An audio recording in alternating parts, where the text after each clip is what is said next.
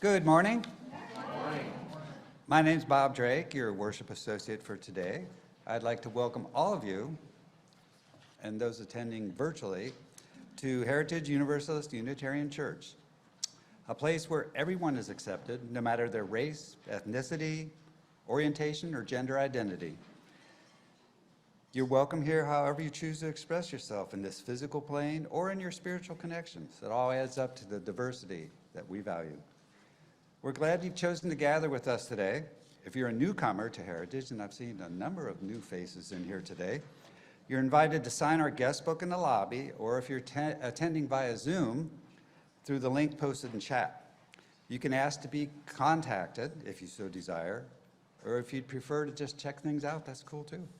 If you have questions or would like a short tour of the building, one of our board members, Kay Inskeep, right back there in the middle of the aisle, will be available after the service.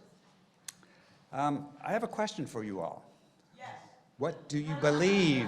What do you believe, Tracy Jo? She believes yes. Do you sometimes feel a bit unsure? As a Unitarian Universalist, adhering to a faith without a hard and fast dogma, does it feel a bit nebulous and hard to express? Following up on a service in early February, Reverend Bill Gupton will be offering a 6-week adult faith development series called, aptly enough, What Do You Believe? Based loosely on 2 popular UU adult curricula, Building Your Own Theology and Articulating Your Faith, the series offers an opportunity to explore, share, and learn from others. It starts on Wednesday nights, March 1st through April 5th from 7 to 8:30 in the Heritage Room. It begins at 7 on Wednesday, March 1st, but if you'd like some extra fellowship, bring a dish to share and come break bread at our monthly dinner church, potluck at 6 p.m., and then adjourn to the Heritage Room for an introduction to What Do You Believe? RSVPs would be appreciated. And I say one final announcement, but there are actually several. Make sure, if possible, that you attend the service next Sunday, the 26th, as Heritage will be having our annual water healing service, in which we'll experience the healing power of our church's gathered waters from last August in gathering service, when waters were collected from many places, some exotic, some not so far from home, but all meaningful and infused with the energy of love and healing that is the core of our congregation. Oh, one thing before I forget, make sure your phones don't get obnoxious, go wee, wee, wee. Put them on silent. Late breaking announcements. Please bring your donations of books and costume jewelry and fashion accessories to church anytime before March 16th for our upcoming Books and Bling sale. Books may be left in the preschool, which is the room next to the kitchen. Leave your bling in the back hallway.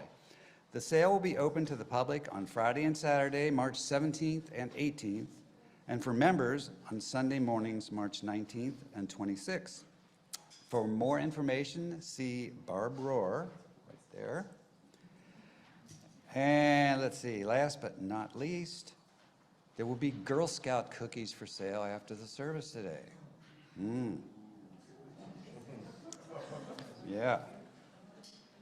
And now our senior minister, the Reverend Bill Gupton, will call us to worship. Girl Scout cookies being a difficult act to follow. This call to worship is from my colleague, the Reverend Gretchen Haley. There's too much beauty in this world to give up on it. It is always too soon to surrender to cynicism.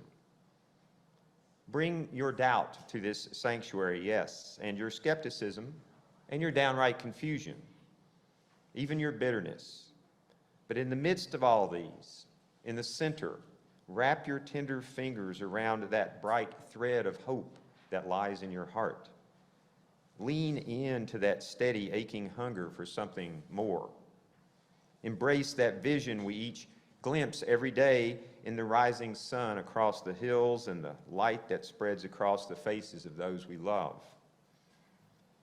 In that look of knowing all there is to know, yet still loving life, loving it, loving us, just as it is, just as we are. For this hour, we come to celebrate life, to create community, to seek justice, to give thanks, and to refuse to give up, to steady ourselves as keepers of hope, brave builders of that still possible world. Come, let us worship together.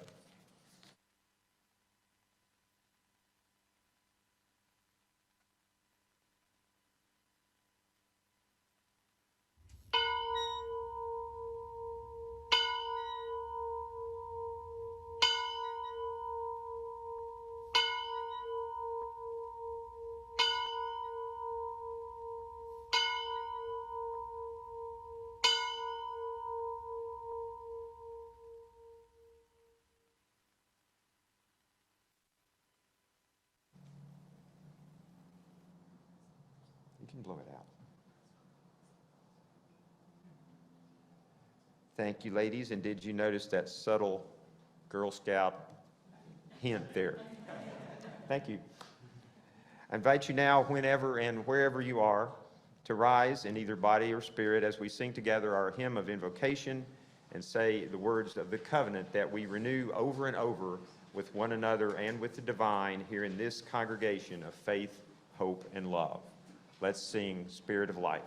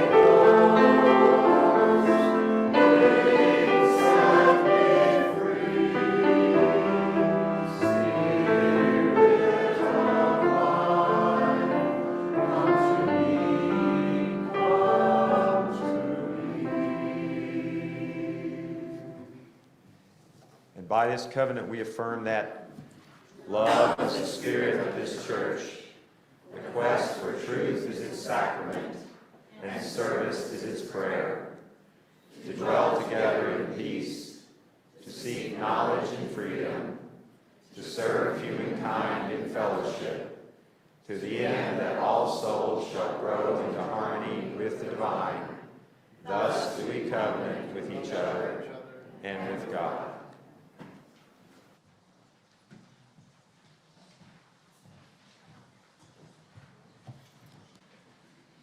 Good morning, all. My name is Lacey Adams. I am the Director of Lifespan Faith Development here at Heritage. I am bringing you the Time for All Ages today, but before I do that, I did just want to make 2.5 quick announcements. The first is regarding the band book club, which was originally scheduled for today, but next Sunday opened up, and a great many of our band bookers thought, yeah, I do need a little more time to read that Great Gatsby. So we will be meeting next Sunday after church. That does give any of you time to join us in the reading and discussion of the Great Gatsby if you would like to join us either in person next Sunday or by Zoom the following Tuesday. So that's the first announcement. The second announcement is I did want to just say that our Bringing Diversity Home event here is coming up on the 4th, which is just over 2 weeks away, and we need some assistance. You can see here, opportunities to get connected with that here. And if you are a parent, I have flyers for both the diversity event and our peace camp. So if you would like to help disseminate those to our wider community, make sure you talk to me and get some goodies out of these folders. If by goodies, I mean flyers. Okay. Now, on for our Time for All Ages. Can anyone tell me what Tuesday is. Fat Tuesday. Shrub Tuesday. Mardi Gras. Yes. I am from Louisiana, as many of you know. In Louisiana, we would not be going to school tomorrow or Tuesday or Wednesday. This is how big a deal Mardi Gras is in the Catholic world, particularly in the Cajun world. We get the practice of Mardi Gras from a Catholic tradition of preparing for Wednesday. What is Wednesday? There you go.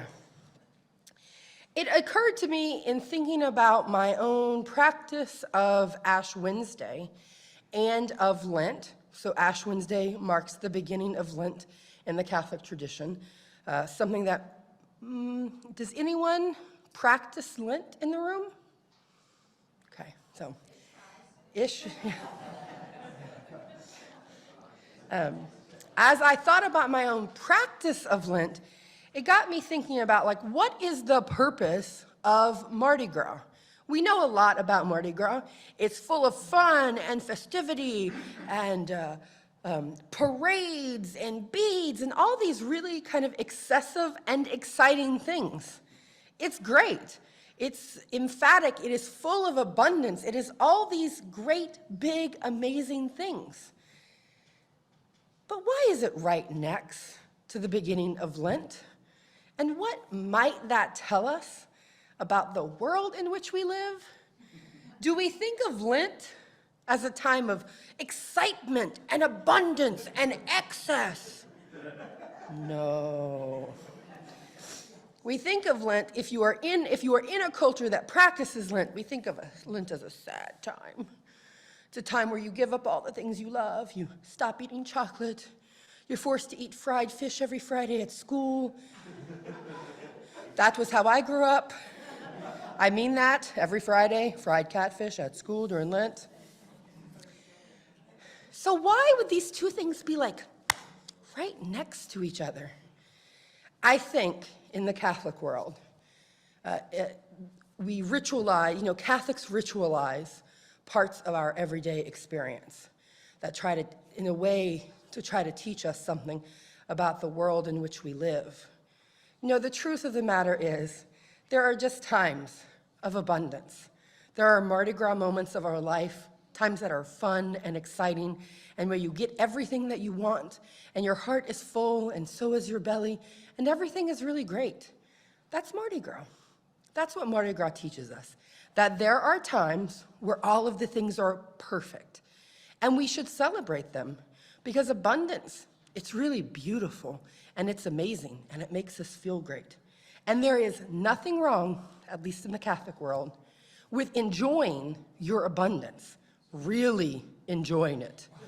Maybe even enjoying it a little too much. That's okay.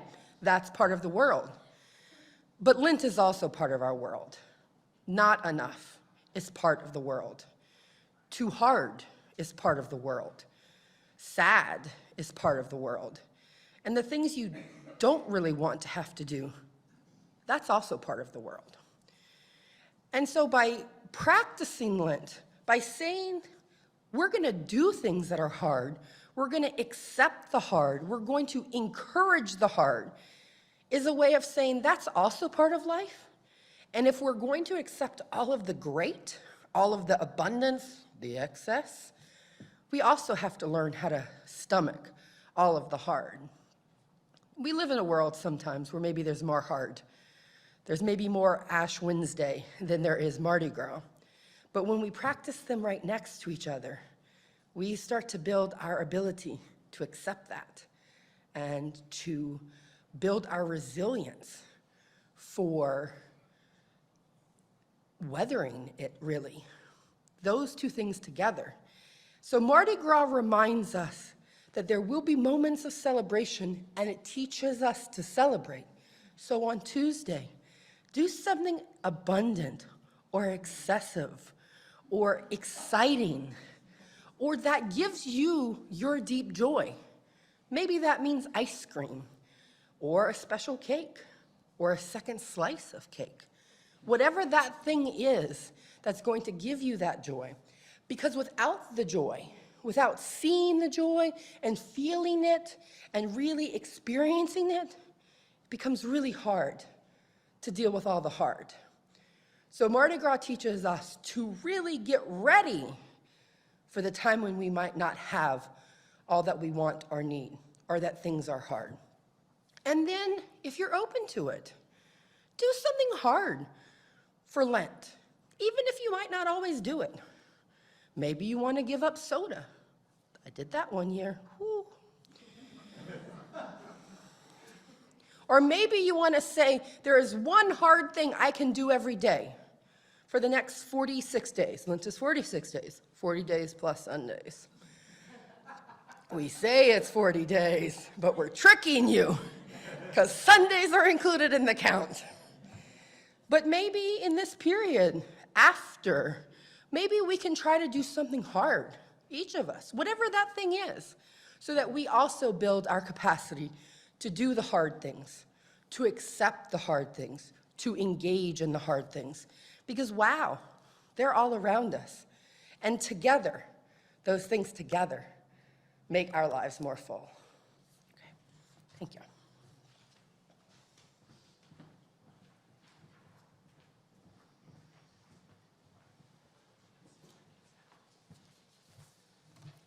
Thank you, Lacey. And thank you for, I guess, reminding us that the joys and the sorrows go together.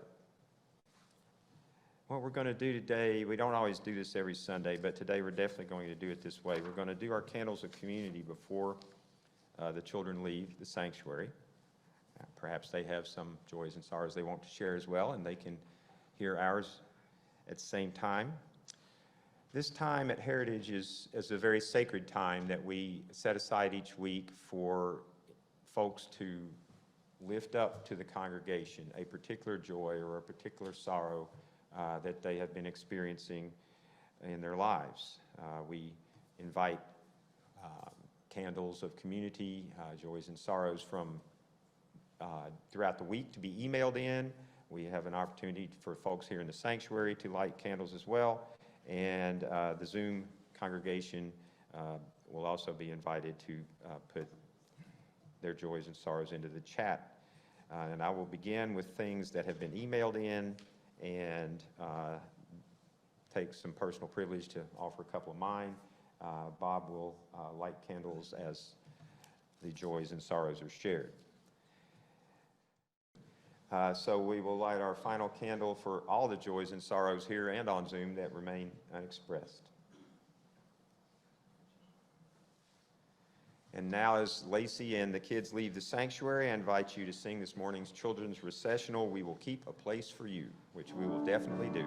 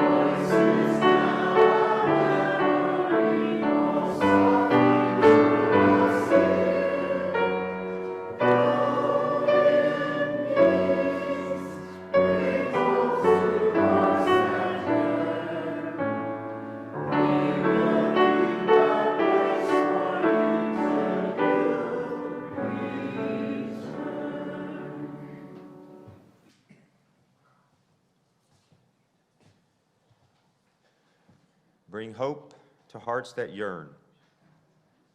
Today we will be talking about, thinking about, praying about hearts that yearn for freedom, for peace, for an end to tyranny and oppression.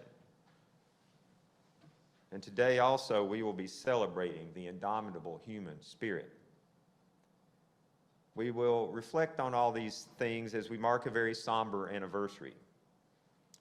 It was 1 year ago this week that Russian tanks rolled into the free and independent country of Ukraine in an unprovoked, though hardly unprecedented act of military aggression.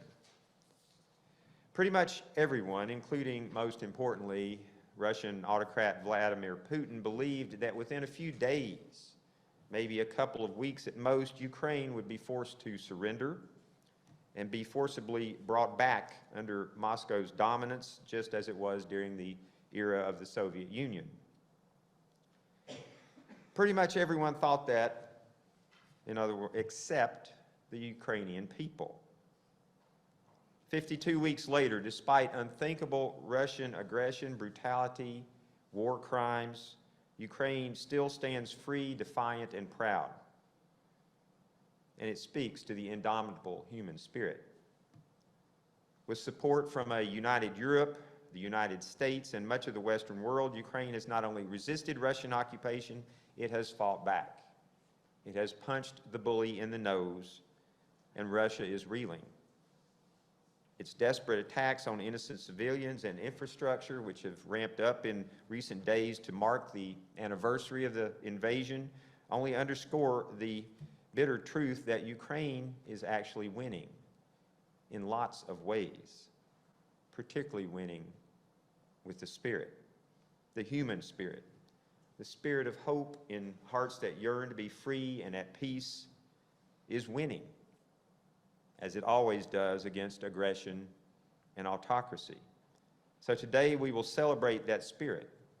We will honor some of those human beings and some of those movements in recent human history that have resisted, refused, and fought for freedom.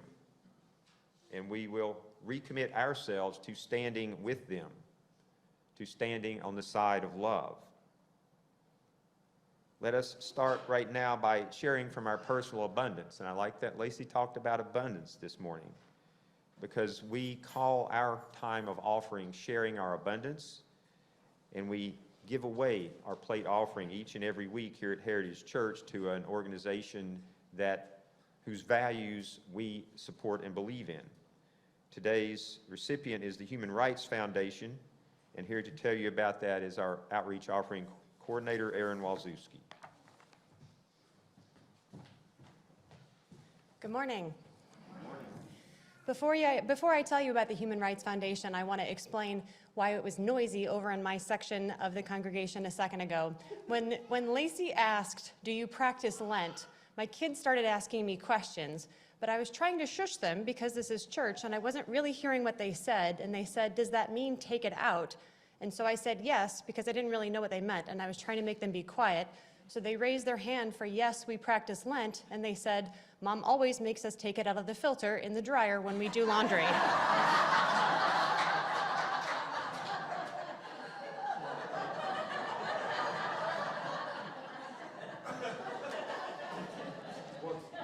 They're probably learning of what it really is. I can't wait to see what they've learned today and what they're teaching Lacey about how we practice Lent.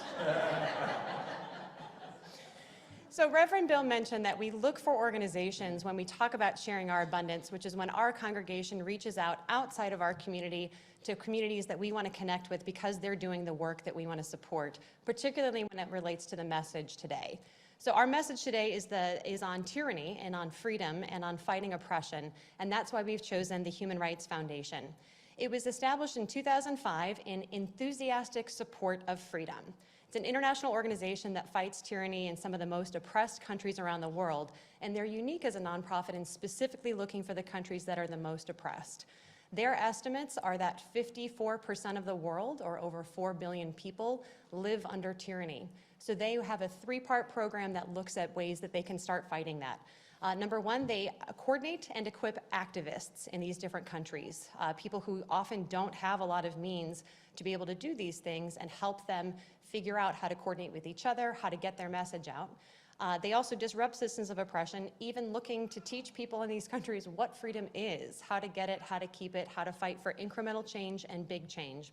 And then third, they look for educational programs. They have programs, things like Dissidents and Dictators, Art and Protest, and their Freedom Scholars Program. Freedom is something we talk about a lot in America. 54% of the world doesn't have it. And with any luck, with our support and with our abundance, maybe we can get that number down to 53.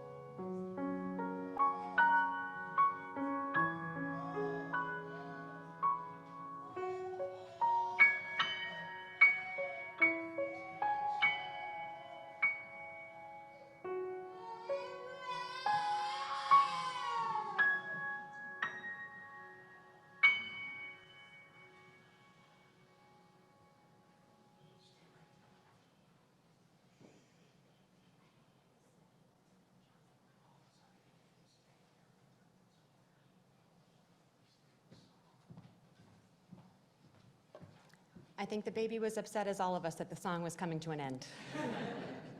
Thank you. If you're on Zoom or watching this later, the link to donate to Human Rights Foundation is on our website.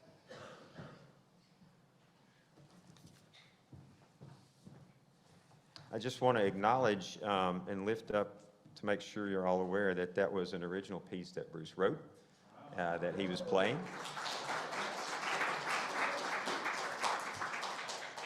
Many gifts are shared here in this community. Thank you for your gifts to the Human Rights Foundation, and I hope that that will bring hope to the world, those 54%, wow, of the world that lives under oppression. We recognize also that there are some folks in this country who live under oppression, and we want to make sure that that's not looked over either. Our offering is a way of making a commitment to helping others in the world. And another way we do that is lift our voices together and sing together. Our next hymn, or actually I guess it's a chant, is going to be led by choir member Doug Beasley. If you're here in the sanctuary, you might want to take out your hymnal and turn to number 155. Otherwise, the words to this simple chant will appear on the screen. We'll sing it through at least 3 times, but maybe the Spirit will move Doug and we'll sing it through 4 times, who knows. But Doug, help us with this chant, please. Okay, we're going to go through this just line by line to hear it and feel it. Yes, you may stand, that would be wonderful. And then we'll sing it together in a few repeats. Circle round for freedom, circle round for peace. Circle round for freedom, circle round for peace. For all of us imprisoned, circle for release. For all of us imprisoned, circle for release. Circle Circle for the planet, circle for each soul. Circle for the planet, circle for each soul. For the children of our children, keep the circle whole. For the children of our children, keep the circle whole. Okay, now we're going to sing it through together about 3 times, and let it seep into your soul and make us glow. Circle round for freedom, circle round for peace, for all of us imprisoned, circle for release, circle for the planet, circle for the soul. For the children of our children, keep the circle whole. Circle round for freedom, circle round the peace, for all of us imprisoned, circle for release, circle for the planet, circle for each soul, for the children of our children, keep the circles whole. Circle round for freedom, circle round for peace, for all of us imprisoned, circle for release, circle for the planet, circle for each soul, for the children of our children, keep the circle whole.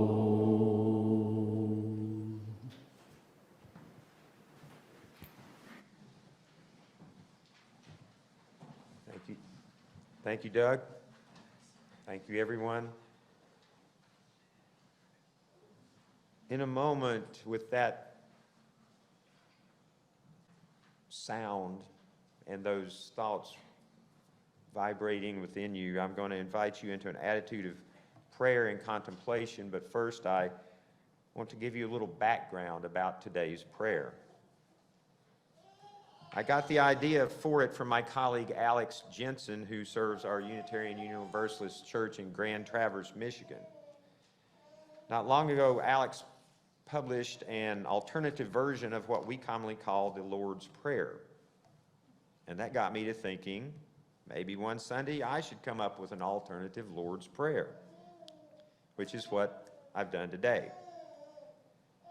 Now, lest anyone take umbrage at the idea of writing an alternative version of the Lord's Prayer, not something I suspect many Unitarian Universalists would do, let me point out that there are 2 versions of it even in the Bible. There's also a Catholic version, a Protestant version, the Eastern Orthodox.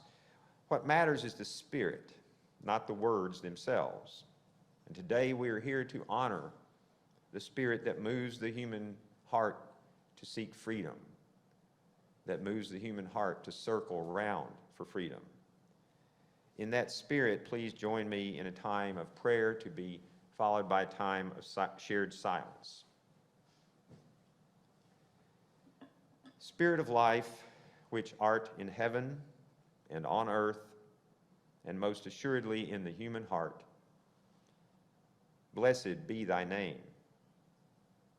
May thy beloved community, a human community, a global community, of justice and freedom, peace and compassion be made manifest here and now.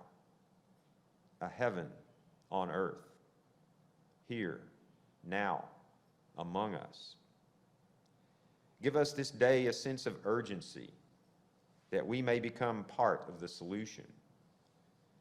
Give us this day a sense of gratitude for the freedoms that we do have, while lifting the blinders from our eyes that allow us to turn away from an awareness that even here in our own land, so many are denied rights, denied freedoms, denied justice.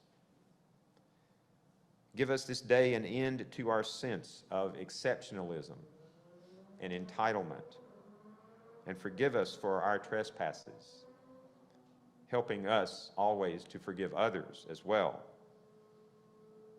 Please help us, Spirit of Life, to begin again in love.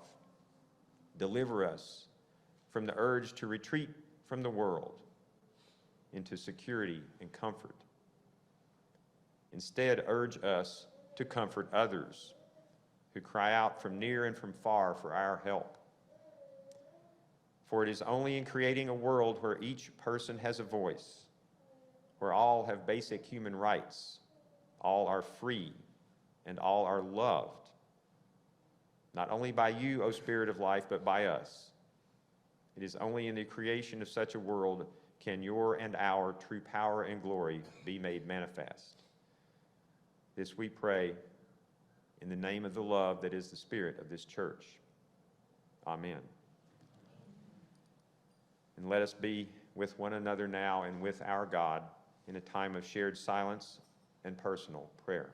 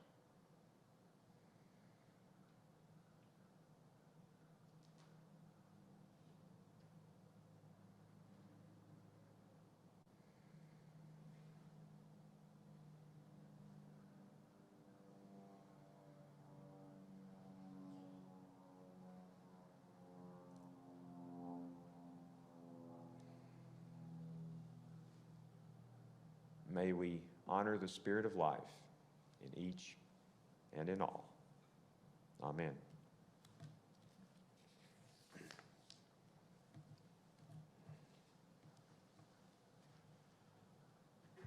For as long as there has been oppression, there's been resistance.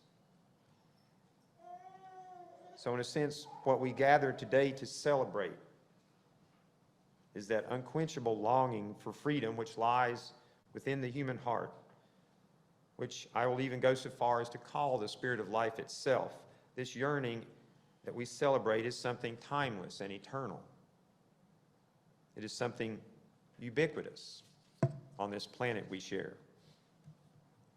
I often like to think of the way that green things, grass shoots, weeds, life of every kind and color, in fact, will take over not only unmaintained farm fences or neglected suburban gardens, but abandoned buildings, unused sidewalks, vacant parking lots. I simply love the image, which I have often seen, and which I know you have too, of grass coming out of cracks in broken concrete. It reminds me that the Spirit of life is indomitable, that in the face of apparently superior power, even the tiniest manifestations of life will find ways to live and thrive and be free. Water, as we know, will wear away stone and mountain. The spirit of people is like this too. They are not meant to be subjugated. Their spirits will not allow for oppression. Here's one example. I remember as if it were yesterday, and in fact, in one way, the thing is, it was just yesterday, somewhere in our world. But I remember vividly the image that captured the world's attention in the summer of 1989. They say a picture is worth 1,000 words. I say this picture, taken by Associated Press photographer Jeff Widener, which was nominated for the Pulitzer Prize and has been consistently ranked among the 10 most famous photographs of all time. I say this picture is beyond words. It captures an unidentified Chinese man holding 2 bags of groceries, on the way home from the store presumably, blocking an advancing column of tanks during the Tiananmen Square massacre, the brutal repression by the Chinese government of a popular uprising led by students in Beijing that promoted reform and increased freedoms. Now, those of you who are old enough to remember this picture and the video images that documented the hour-long dance between this man and the tanks that kept trying to get around him. At one point, he even climbed onto the lead tank and leaned into the tank and spoke with the driver.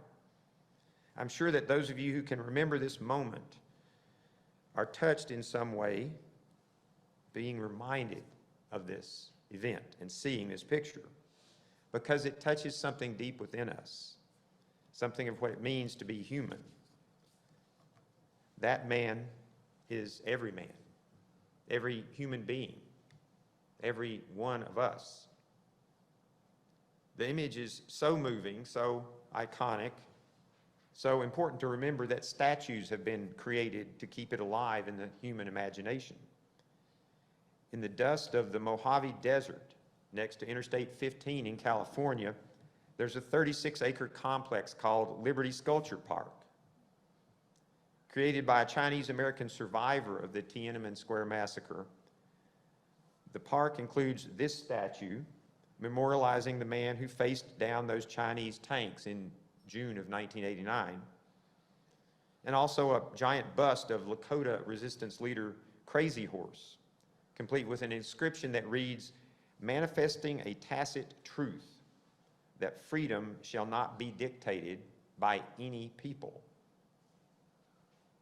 Freedom shall not be dictated, nor shall it be denied.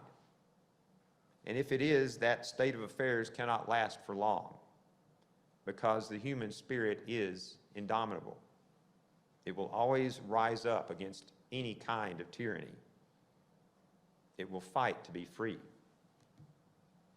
As we recognize the resilient, defiant spirit of the Ukrainian people this week, we are reminded that this is not the first or the second or even the fifth or the sixth invasion of Ukraine by foreign powers, seeking to control that important gateway territory between Europe and Asia. One thinks of Genghis Khan and more recently Hitler. But in truth, Ukrainians have been under siege from the east and the west, the north and the south, since at least the time of Christ. And they have always resisted and eventually prevailed, restoring their freedom time and again. But of course, it has not ever been without pain or suffering, without loss.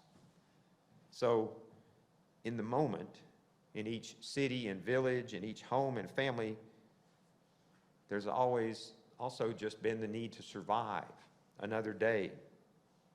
And surviving, too, is part of the human spirit. Thanks to the immediacy of modern technology and the imperative of journalism and the free press, we are aware of so many more of these stories of resistance and survival, and we know them much more quickly than we did during previous generations. Thanks to a brave journalist named Ostap Slavinsky, who in the past year has been working to document the experiences of common Ukrainians, experiences that are eerily reminiscent of those of Londoners, say, during the German Blitz in World War II. And I ask you to remember who ultimately prevailed at that time. Thanks to Slavinsky, I'm able to share the following story with you from a woman named Marina in the city of Kharkiv, which is Cincinnati's sister city in Ukraine. Kharkiv has been especially hard hit by Russian shelling over the past several months. And Marina tells Ostap that we didn't have a bomb shelter close to our apartment, so the bathroom was our best hope. I never thought that our whole apartment could shrink to the size of a bathroom. But when the missiles started flying all around us, first it was several houses down the road and then just 2 houses away, I eventually stopped tidying up the apartment and wiping the dust because it all seemed so pointless. And then I said to my bathroom, "Save me, okay?" So finally, when the missile hit our yard, I was in the bathtub. Every single window was blown out, together with the frames. The kitchen, the bedroom, the whole floor was covered in glass, and I never could have survived anywhere else but in the bathtub. And guess what? The next day, hot water came. I don't know why, but it felt like an award for something. No light, no electricity, but hot water was pouring from the tap. So I filled the bathtub with it, got in and lit some candles. I found some aromatic oil somewhere, and it felt like a character in 1001 Nights, like Scheherazade. Only I don't count the nights anymore. That is what the people in our sister city have been experiencing now for nearly 365 days. And I pray it does not last 1,001 days and nights. But if it should, I'm confident that the spirit to resist tyranny will remain undaunted. The spirit that seeks to be free will not surrender. When I think of that spirit, I'm reminded of Maya Angelou's poem, The Caged Bird. In it, she writes, "A free bird leaps on the back of the wind and floats downstream till the current ends, and dips his wing in the orange sun rays and dares to claim the sky. But a bird that stalks down his narrow cage can seldom see through his bars of rage. His wings are clipped and his feet are tied, so he opens his throat to sing. The caged bird sings with a fearful trill of things unknown but longed for still, and its tune is heard on the distant hill, for the caged bird sings of freedom." The caged bird sings of freedom. And before I continue this reflection, I'm going to ask you to also sing of freedom, to sing of hope, to sing of the indomitable human spirit, the spirit that we share with all those around the world who are imprisoned, oppressed, denied basic human rights, wherever they may be. Please rise in body and/or spirit. We're going to sing together hymn number 108, which in our hymnal is titled, "My Life Flows On in Endless Song."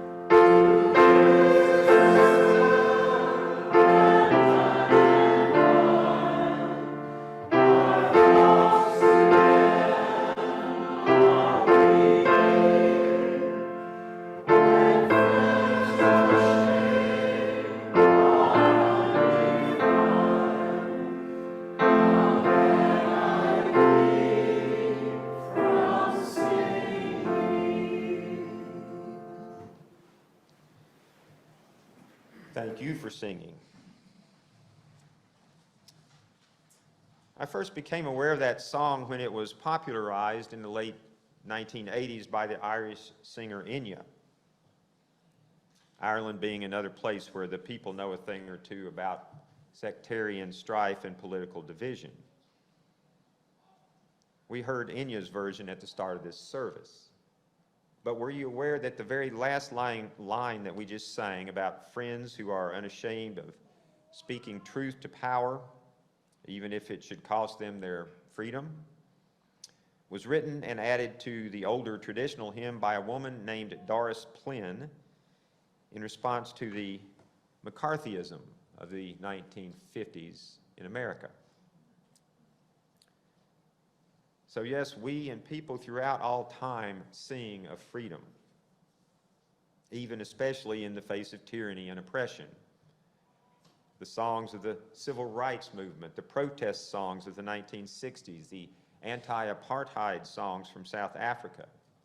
The list goes on, as do we, singing and making music. You may not recognize the name Vedran Smilovic, but perhaps you will remember his story. Smilovic lived in Sarajevo, where he was a musician in both the Sarajevo Opera and the Sarajevo Philharmonic Orchestra. As his country of Yugoslavia deteriorated into civil war in the early 1990s, there were almost daily bombings in Sarajevo, which only a few years prior had hosted the Olympics. Then one afternoon, a rocket hit a bakery near Smilovic's apartment, killing 22 people. People who were standing in line, simply trying to get food to feed their families. Into the blood and rubble after that bomb hit came Vedran Smilovic, carrying a cello, and he began playing. He played every afternoon, in fact, at the same time for 22 days, the number of people who had been killed in the blast.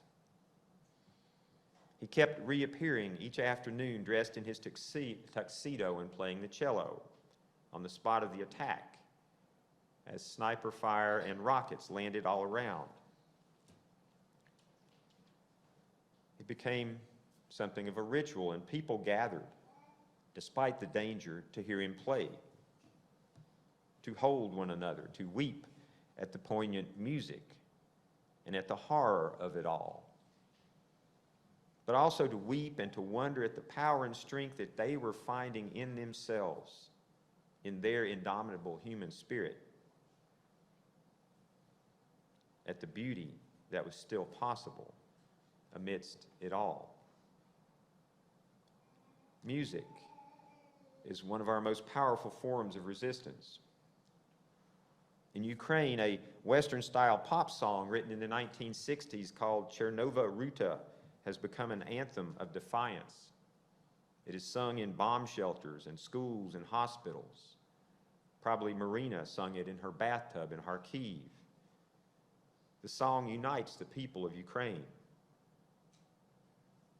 I can attest that Western music has long held an almost mystical power in Eastern Europe and in the former Soviet Union, because I visited both Ukraine and Russia. They were both called the Soviet Union together back in 1988 and 1990, once right before and once right after the fall of the Berlin Wall. The Berlin Wall. It literally divided East Berlin and West Berlin. It symbolically divided Germany and metaphorically divided not only Europe, but much of the world itself into two warring sides. And it came down on the night of November 9th, 1989. The human spirit triumphing, and the celebration that broke out, again, pretty much around the world was incredible. Speaking of popular music, David Bowie wrote a song about this moment. Can anybody tell me what it was called? Heroes. Heroes is about this moment. This moment was the beginning of the reunification of Germany. It was the end of the Cold War. It was the beginning of the end of the Soviet Union. And as these things do, it precipitated an entire series of events that can be traced directly to the current Russian invasion of Ukraine. Because you see, there's this age-old struggle, a seemingly eternal back-and-forth tug of war between the forces of oppression and the forces and spirit of freedom. Whenever freedom breaks out, repressive forces seem to swell. Whenever repression grows, resistance will rise up. I think of what has been happening in recent months in Iran.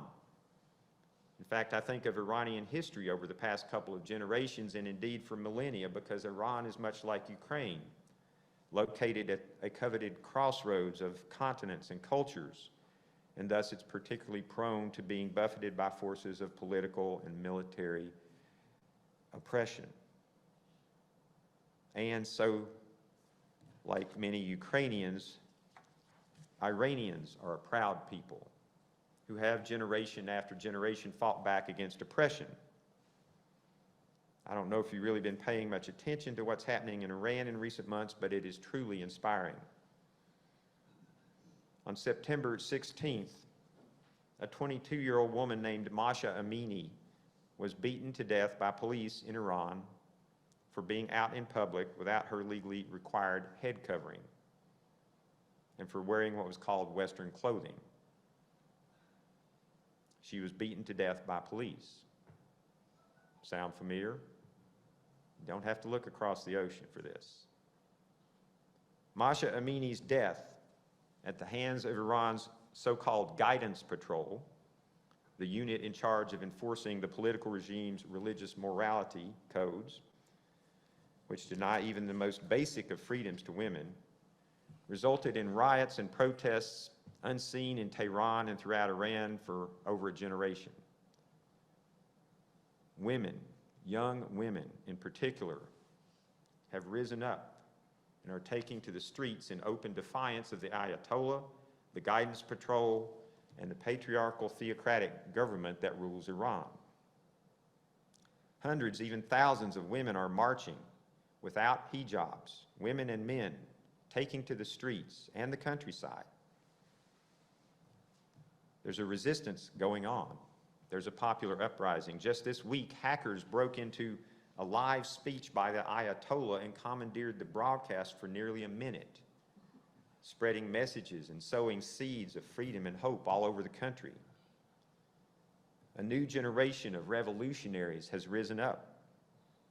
A new resistance movement has been born. All of it inspired by the tragic death of one young woman who simply wanted to live free, whose spirit of life impelled her to live free. That life was ultimately snuffed out. But the human spirit, which she shared, remains indomitable. Masha Amini lives on in others. They chant her name. Even right now, I bet you, somewhere in Iran, a group of people is chanting her name.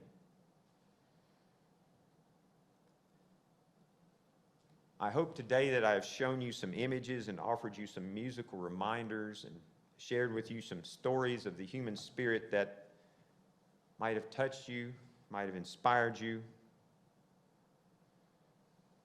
because that human spirit is in each of us.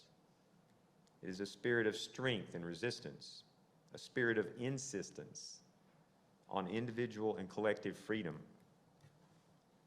Friends, we live in troubled times, and we see all around us, and not just in other countries. Let me be clear about that. The forces of authoritarianism that seek to quash the human spirit. But that spirit is unquenchable, and that's why I have hope and I have courage.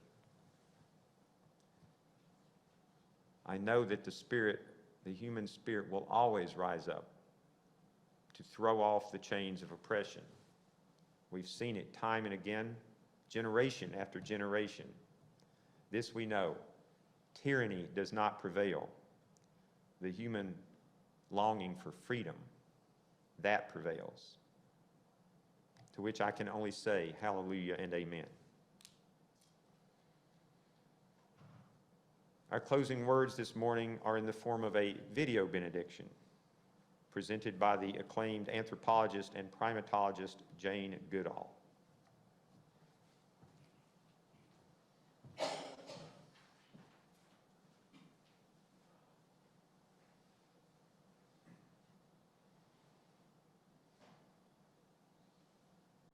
And then the final reason for hope is the indomitable human spirit. And we can have icons like Nelson Mandela, Martin Luther King, people who have inspired because of their courage and their commitment and what they've managed to achieve. But those people are all around us. And I carry Mr. H, some of you know Mr. H, and Mr. H was given to me by a man who went blind when he was 21, decided to become a magician, was told it was impossible, said, well, I'm going to try. The children don't know he's blind, and at the end he will tell them and say, things might go wrong in your life, don't give up, there's always a way forward. And he does cross-country skiing and scuba diving and skydiving. Can you imagine leaping out of a plane into pitch blackness? I mean, I think jumping out of a plane is stupid anyway, but to jump out when you're blind is insane. Anyway, he's one of these amazing indomitable spirits, and he thought he was giving me a stuffed chimpanzee 30 years ago for my birthday. And I made him hold the tail. I said, Gary, you have no excuse. He said, take him with you and you know my spirit's with you. So we've been to 61 countries together, and he's been touched by many people because the inspiration rubs off. So I want to end up by saying that in this theatre, I don't know how many people that there are here, but it's quite a lot. And every single one of you, us, has this same indomitable spirit. We just have to learn to free it, to follow it, to trust in it, to follow where it takes us, to lose fear and just go out there and do what our indomitable spirit would like us to do. That's what we can all do. That's how we can make the world a better place. And those are my reasons for hope. It includes all of you. Thank you.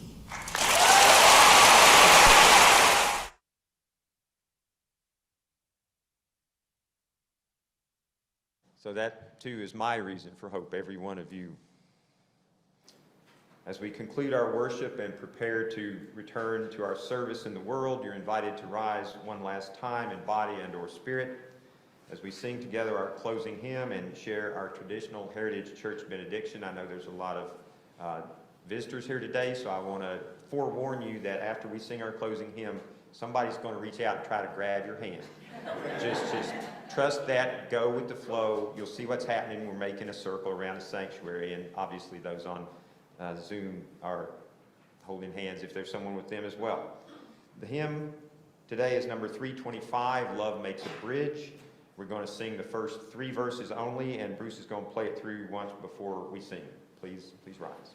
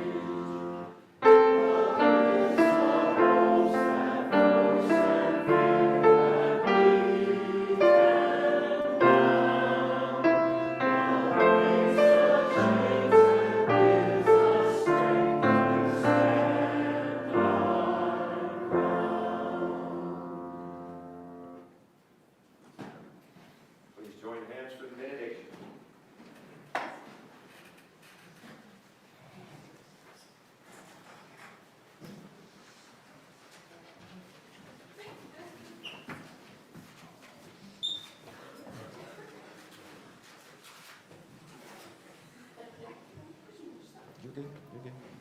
They'll come this way.